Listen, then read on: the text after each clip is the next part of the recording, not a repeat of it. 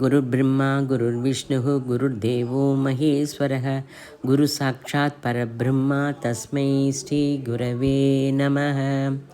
अखण्डमण्डलाकारं व्याप्तं येन चराचरं यत्पदं दर्शितं येन तस्मै श्रीगुरवे नमः।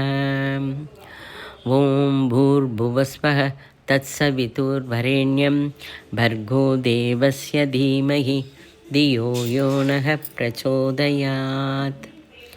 ओम श्रीरामकृष्ण समर्थ सद्गुरुदेवाय नमः। சகல சமர்த்த சத்குரு தியானம் டெய்லி காத்தால 6:20 to 7, ஈவினிங் 6:20 to 7 நடக்கிறது. அதில் 10 நிமிஷம் இதை பற்றியெல்லாம் பேசுகிறா. அதை நோட்ஸ் எழுதிட்டு அதை சொல்லின்னு இருக்கேன். அந்த மெடிடேஷன் ரொம்ப உபயோகமாக இருக்குது. அது ஒவ்வொரு மனுஷன்ட்டையுமே நம்ம மாதவனை பார்க்க முடியணும். மாதவ சேவை பண்ணுறோம். மாணவ சேவையே மாதவ சேவை அப்படின்னு சொல்லலாம். அதாவது இது ஒத்தொத்தரும் நன்னா ஆராய்ஞ்சு பார்த்தாக்க ஒரு விஷயம் நமக்கு புரியுறது. நம்ம ஒத்தொத்தருமே நம்ம ஒருத்தருக்கு சேவை பண்ணிக்கிறோம். ஆனால் அதை நம்ம அவள்கிட்ட ஏதோ ஒரு வேலை பண்ணிவிட்டு அதுக்கு இப்போ பேங்க்கில் நான் வேலை பார்க்குறேன், அவள் சேலரி கொடுக்குறா. அப்போ பேங்க்கில் வரவாள்கிட்ட நம்ம அவள் ஏதோ கேட்குற கேள்விக்கு நம்ம ஆன்சர் பண்ணி அவளுக்கு என்ன பண்ணணுமோ அதை ஹெல்ப் பண்ணுறோம். இது எல்லாருமே இப்போ டாக்டரும் அந்த மாதிரி வேலை பண்ணுறா, வீட்டில் இருக்கிறவாளும் எல்லோரும் அந்த மாதிரி வேலை பண்ணுறா. எல்லாருமே சர்வீஸ் பண்ணுறோம். ஆனால் இதை ஒரு சர்வீஸை நம்ம வி ஆர் லிங்க்டு சர்வீஸ் செஞ்சுட்டு இருந்தாலும் நாம் செய்கிறோம் அப்படிங்கிற அந்த ஒரு அண்டர்ஸ்டாண்டிங் இல்லை நமக்கு. அதாவது நம்ம அது ஒரு மாதிரி மெக்கானிக்கலாக நம்ம செய்கிறோம். இது செய்கிறோங்கிறது புரிஞ்சுடுத்துனா பகவானோட அம்சம் இருக்கிறதுங்கிறது நமக்கு புரியும். பாவனை ரூபமாக நம்ம ஃபீல் பண்ணணும். இப்போ பகவானோட அம்சம் தானே எல்லோரும். அப்போ பகவான் எல்லார்ட்டையும் இருக்கார். அப்படிங்கும்போது இந்த ஒரு எல்லாருக்கும் நம்ம சேவை பண்ணுறோம், பகவானோட அம்சம்தான்ங்கிறது ஒரு பாவனை வந்துடுத்துன்னா நமக்கு கர்மத்தில் சிக்க மாட்டோம். அப்போ கர்மத்தை செஞ்சுட்டு பலனைய அவர் கிருஷ்ண பரமாத்மா என்ன சொல்கிறார், நீ கர்மா செய்யி பலனை என்கிட்ட விட்டுடு அப்படின்னு சொல்கிறார். இந்த மாதிரி நம்ம செய்யறதுக்கு ஆரம்பிச்சிட்டா எல்லோரும் அவாவா வேலையை செஞ்சுட்டு அவாவா இன்னொருத்தையும் பகவான் இருக்கார் அப்படிங்கிற அந்த பாவனையில் ஒருத்தருக்கு வேலை சேவையெல்லாம் செஞ்சுட்டு கர்மா அந்த பலனை ஸ்ரீ கிருஷ்ணர்கிட்டையே விட்டுட்டாக்க எவல்யூஷனில் நம்ம முன்னாடி போயிடுவோம். இதை சம்பூர்ண மனுஷாக தெரிஞ்சுட்டா போகிறோம். அதாவது மாஸ்டர் எங்கள் எல்லாரையுமே உட்கார வச்சுட்டு இதுக்கு சொல்லுவார், என்னோட கஷ்ட சுகத்துக்கு நான் தான் காரணம். இந்த எது கஷ்டம் குட்டு பேடு எல்லாம் நான் ஏற்படுத்தினது தான். இதுக்கு நான் தான் responsible. Nature is always right அப்படிங்கிற அந்த ஒரு பாவனையை நம்ம நன்னா புரிஞ்சுக்கணும். எப்போதும் நம்ம என்ன பண்ணுறோம், இன்னொருத்தருக்கு எனக்கு கஷ்டம் வந்துடுதுன்னா அவன் எனக்கு ஹெல்ப் பண்ணலை, அவன் பண்ணியிருந்தா நன்னா இருந்திருப்பேன் நான், அவனால தான் எனக்கு கஷ்டம் வந்துடுத்துன்னு எப்போதும் இன்னொருத்தர் மேலேயே போட்டு போட்டு பழகுறோம். நம்ம அது மாதிரி பண்ணக்கூடாது. கொஞ்சம் மனசில் உட்காந்து ஆலோசனை பண்ணினா எல்லாத்துக்கும் நீ தான் காரணம்ங்கிறது நன்னா புரியும். அது புரியறதுக்காக தான் இதெல்லாம் நல்லா கேட்கணும். கஷ்டம் வந்தாலும் நான் தான் காரணம், சுகத்துக்கும் நான் தான் காரணம். அம்மா தன் குழந்தைய அதாவது ரொம்ப அஃபெக்ஷனாக கஷ்டம் வராமல் தானே பார்த்துப்பா. அதேமாரி தான் பகவானும். நீயே கஷ்டத்தை நீ வரவழைச்சிக்கிற, அதனால் பக்கத்தில் இருக்கிறவா அந்த கஷ்டம் நீ வரவழைச்சினதுனால பக்கத்தில் இருக்கிறவா உன் எதிரில் இருக்கிறவா பண்ணுற சேவையை நீ அனுபவ ரீதியாக உணர மாட்டேங்கிற. இல்லாத கஷ்டங்களை நீயே ஏற்படுத்தின்ட்டு எனக்கு கஷ்டம் கஷ்டம் அப்படிங்கிற. ஆனந்தமாக சுகமாக ஜீவிக்கிறதுக்கு நம்மளால் முடியும். இந்த கஷ்டம்லாம் மற்றவாளால் வந்தது அப்படின்னு நீயே தப்பாக புரிஞ்சுட்டுருக்க. இதை நன்னா உட்காந்து புரிய ஆரம்பிச்சுடுத்துன்னா உனக்கு ஸ்பிரிச்சுவலில் முன்னாடி போயிட்டே இருப்ப. எதிராளி ஏதேனும் தப்பே பண்ணினா கூட அவளை மன்னிக்கிறதுக்கு கற்றுக்கணும். எல்லாருமே தப்பு பண்ணுறவா தானே. எதிரில் இருக்கிற மனுஷால்ட்டையும் பகவான் இருக்க. நான் அவளுக்கு முடிஞ்ச சர்வீஸ் பண்ணுறேன், என்னால் முடிஞ்ச சர்வீஸை நான் பண்ணுறேன் அப்படிங்கிற அந்த பாவம் உனக்கு வந்துட்டா போகும். அந்த யோகியோட மானசிக ஸ்திதி அடையணுன்னா எஸ்எஸ் மெடிடேஷன் ரொம்ப அவசியம். மானசிக ஸ்திதி நம்ம செய்கிற வேலை எது ஆனாலும் சரி, மாதவ சேவையாக செஞ்சால் பணியோட கர்மம் நம்மளை கிட்ட வராது. உன்னோட உன்னத ஆலோசனையால் கர்ம பந்தத்துலேருந்து வெளியில் வர முடியும். குருவும் அதை தான் சொல்கிறார். அக்னி நமக்கு என்ன சொல்லித்தருது? அதாவது விஸ்வம் விஷ்ணு வஷட்காரோ அப்படின்னு சொல்கிறா. அந்த சம்பூர்ணமாக விஸ்வம் பூரா வியாபித்திருக்கிறது விஷ்ணு. நாம் ஒவ்வொருத்தருக்காக வேலை செய்கிறதும் விஸ்வத்தோட ஸ்ரேயஸ்க்காக தான் செய்கிறோம். இந்த ஆலோசனை நமக்கு வந்துடுத்துனா நம்மளை அது ரொம்ப விசாலப்படுத்துறது. இந்த மானசீக ஸ்திதி படுறதுக்காக தான் அக்னியையும் பூஜை பண்ணுறோம். சம்பூர்ண விஸ்வத்துக்கு லட்சணம் நம்மகிட்ட ஏற்படுத்திக்கிறது ரொம்ப அவசியம். அப்போ அக்னிகிட்ட என்ன நம்ம இந்த மெடிடேஷன் ஆரம்பிக்கிறதுக்கு முன்னாடி அக்னி சுத்தம் படிக்கிறோம். அக்னி எப்போதும் மேல் நோக்கி தானே போகும். அக்னியோட குணம் அந்த மகாஜ்வாலையாக நம்ம மாறணும். அந்த அக்னியோட சூடு நமக்கு நிறைய ஒரு மகாஜ்வாலையாக வந்துடுத்துன்னா நம்மகிட்ட ஒரு சின்ன சின்ன இடைஞ்சல் வந்தாலும் அந்த ஜுவாலையில் இந்த சின்ன சின்ன என்ன பண்ண முடியும்? ஒன்றுமே பண்ண முடியாது. லட்சியம்தான் மெயின் என்ன? நம்ம சம்பூர்ண விஸ்வத்துக்காக செய்கிறேன்.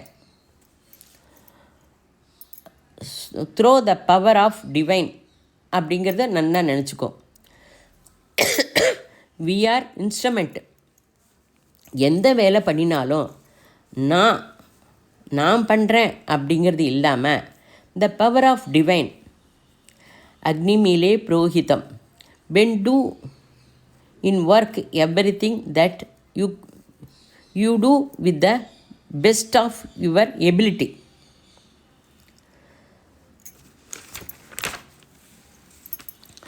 That comes to the economy of universe. விஸ்வத்துக்குன்னு ஒரு அக்கௌண்ட் புக்கு விவசாயம் இருந்தாக்க ஒவ்வொருத்தர் செய்கிற வேலையும்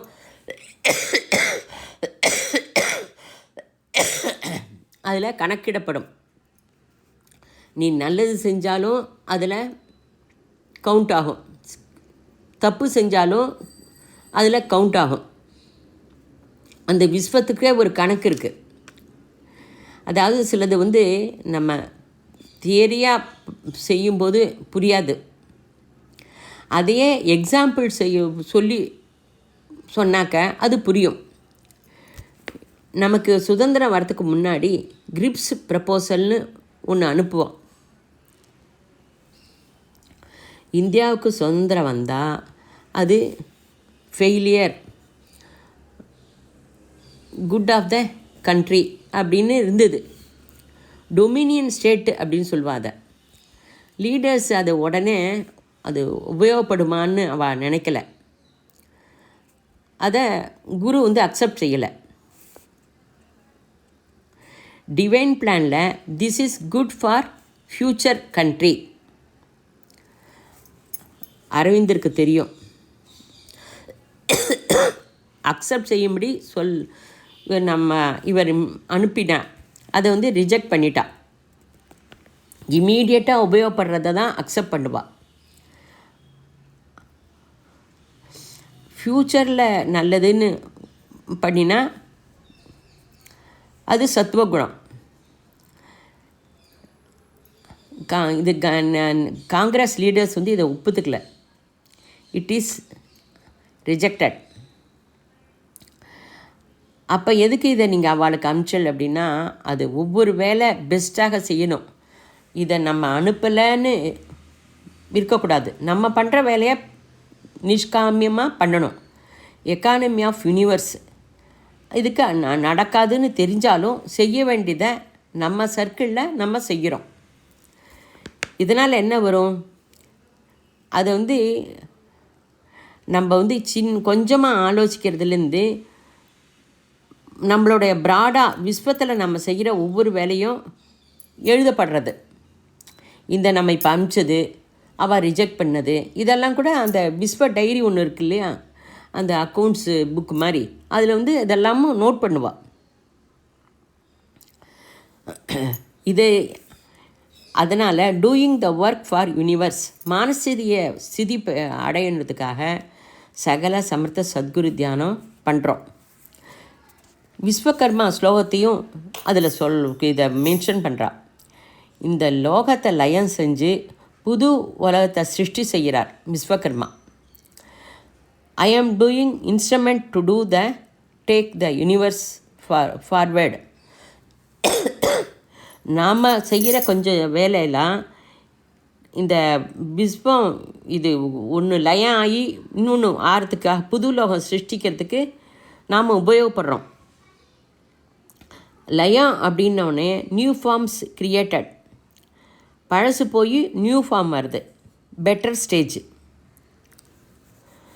இப்போ வந்து புது லோகம் பற்றி பேசுகிறோம். அதாவது தேவதைகள்லாமும் நம்மளோட ரோல் அப்படி செய்யும்போது விஸ்வாலத்துவம் நன்னா எக்ஸ்பேண்ட் ஆகுது. சக பூர்வேஷாமபி குருஹு அப்படின்னு நம்ம சொல்கிறோம். தாட்டு நம்மளை வந்து எப்போ பார்த்தா நம்ம விஸ்வத்துக்காக நான் பண்ணணுங்கிறது இருந்தாலும் நம்ம போக முடியாதபடிக்கு இடைஞ்சல் செய்கிறது. நம்ம வந்து ரொம்ப லிமிட்டட் பர்மிட்டடெலாம் பார்க்குறோம் லைஃப்பை. விஸ்வ பிரணாளிகாவில் நாம் ஒரு பாகம். என் மூலம் with the help of divine power the work is happening. இந்த வேலையை நான் விஸ்வத்துக்காக செய்கிறேன் அப்படிங்கிறது கவனிக்கணும். மானவ சேவை மாதவ சேவையாக மாற்றிக்கொண்டு செய்யணும். இதை கிளியராக சொல்கிறா.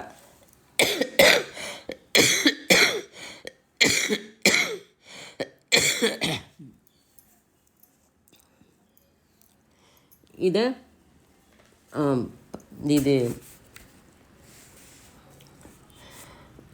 பகவத்கீதையில் 6வது சாப்டரில் 13வது ஸ்லோகம். சமம் காய சிரோக்ரீவம் தாரயன் நசலம் ஸ்திரக சம்பிரேக்ஷய நாசிகாக்ரம் ஸ்வம் திசசானவ அவலோகயன். சரீரம் ஸ்திரமாக உட்காரணும். எப்போ உட்கார்ந்தாலும் ஸ்ட்ரெயிட்டாக உட்காரணும். ஸ்ட்ரெயிட்டாக, அதாவது நம் முதுகு, கழுத்து, தலை, உடம்பு, தலை, கழுத்து எல்லாமே சரியாக உட்காரணும். அப்படியே அதில் மூமெண்ட்ஸ் எல்லாம் இல்லாமல் அப்படியே உட்காரணும். சுவாசத்தை கவனிக்கணும். சுவாசத்தை கவனிக்கிறதுனால வர லாபம் சொல்லவே முடியாது. சுவாசம் உள்ளே போகிறது, வெளியில் வருது. அதை ரொம்ப அவேர்னஸோடு கவனிக்கணும். சுவாசம் அப்சர்வ், உள்ளே போகிறது, மெதுவாக வருது. எந்த காரியம் பண்ணாலும் சுவாசத்தை கவனி. ஸ்ரீ ராமகிருஷ்ண பரமஹம்சர்கிட்ட விவேகானந்தர் வந்தார். அவர் பகவானை பார்த்தேளா அப்படின்னு கேட்டார். பார்த்தேன் அப்படின்னு சொல்கிறார் ராமகிருஷ்ண பரமஹம்சர். எனக்கு காட்டுவேளா அப்படின்னு. காட்டுறேன் அப்படிங்கிற. அப்போ ராமகிருஷ்ண பரமஹம்சர் கங்கை நதி கரையில் உட்காந்துட்டுருக்கார். நான் இப்போ ஸ்நானம் செய்ய போகிறேன், நீனும் வா அப்படிங்கிறார். அப்போ விவேகானந்தரையும் ஸ்நானத்துக்கு அழைச்சின்னு போகிறேன். சரி, இவர் நினைக்கிறார், விவேகானந்தர் நம்ம ஸ்நானத்துக்கு போயிட்டு வந்தோடனே நமக்கு பகவானை காட்டுவார் அப்படிங்கிறார். அப்படின்னு நினச்சிட்டு ஸ்நானத்துக்கு போகிறார். அப்போ நதியில் நன்னா இறங்கிட்டான். நல்லா சென்டரில் போய் இறங்கின உடனே ஸ்நானம் பண்ணுறதுக்கு இவர் தலையை குனிஞ்சார். அப்போ ஸ்ரீ ராமகிருஷ்ண பரமஹம்சர் விவேகானந்தர் தலையை நன்னா தண்ணியிலேயே அழுத்தியிருக்கார். ஒரு செகண்டு தான் இருக்கும், ஒரு செகண்ட் 2 செகண்ட் தான் இருக்கும். அப்போ அவர் திக்கு முக்காடி போயிட்டார், திணறிட்டார். என்னடா அது, நமக்கு மேலே எழுப்ப மாட்டாளா அப்படின்னு இருக்கு. ஆனால் அவர் அப்படி கை வச்சு இப்படி அழுத்தும்போது அவரால் எழுந்திருக்க முடியல. அப்புறம் ஒரு செகண்ட் 2 செகண்ட் அப்புறம் எழுந்துடுறார். அப்போ இப்போ உனக்கு என்ன ஆச்சு அப்படின்னார். எனக்கு பிராணன் போயிட்டா மாதிரி ஆச்சு, சுவாசம் கிடைக்குமான்னு தவிச்சேன் அப்படிங்கிறார்.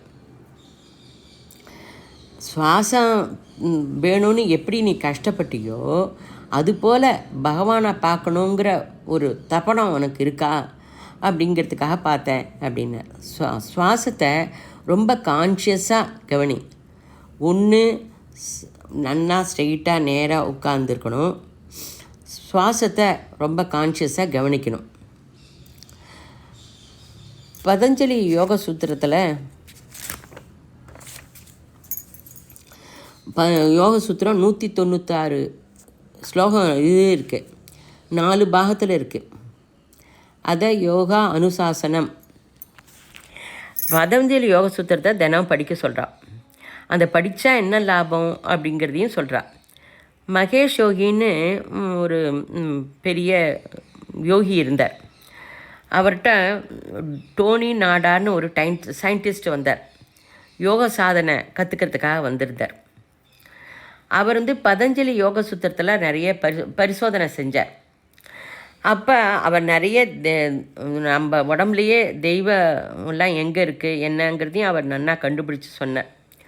அப்போ கொஞ்சம் பேர் அந்த பொலிட்டிக்கல் லீடர்ஸு, ஆக்ட்ரஸ்ஸு இவாளெல்லாம் ஒரு எக்ஸாம்பிளாக அவளை செலக்ட் பண்ணி எடுத்துட்டா. அவளெலாம் ரொம்ப ஹை ஸ்டேஜில் இருக்கிறவா. அவளோட பிரெயினை ஸ்கேன் செஞ்சு பார்த்தாக்க சின்ன சின்ன ஹோல் இருந்தது பார்க்க முடிஞ்சது. நிறைய கவலைகள் இருக்கிறவாளுக்கு இந்த மாதிரி ஹோல்ஸ் இருக்குங்கிறது தெரிஞ்சுது. அவர்களை தினமும் பதஞ்சலி யோக சூத்திரத்தை படிக்கும்படி செஞ்சார். 6 மாதம் அந்த மாதிரி செஞ்சதில் மறுபடியும் ஸ்கேன் எடுத்து பார்க்கும்போது அந்த சின்ன சின்ன ஹோல்லாம் காணாப்பிடுது இல்லை. அவர் இந்த மாதிரி ப்ரூவ் பண்ணதுக்கு அவருக்கு துலாபாரத்தில் அவருக்கு கோல்டை கொடுத்தா. தேவதா சக்திக்கு கூட சரீரத்தில் இருக்கிறத அவர் டோனி நாடார் சொன்னார். நம்ம 21 தடவை ஓம்காரம் சொல்கிறோம். ஒவ்வொரு சக்கரத்துலேயும் சொல்லிவிட்டு கடைசியில் 21வது ஓம் புத்தி ஸ்தானத்தில் போய் அங்கே லயம் ஆகிறதுக்கு சொல்கிறோம். மனசை தாண்டி புத்தி ஸ்திதி, அங்கே தான் லீனமாகுது. மனசு தாண்டினா மனசு தான் எல்லாத்துக்குமே காரணம். யாரானு தப்பு பண்ணால் நம்ம என்ன சொல்கிறோம், வேண்டாம் அவனுக்கு புத்தி இருக்கா இப்படி பண்ணிட்டியே அப்படின்னு கேட்குறோம்ல. அதாவது புத்தி வந்து நம்மளை கரெக்டு நிர்ணயம் பண்ணி தரும்.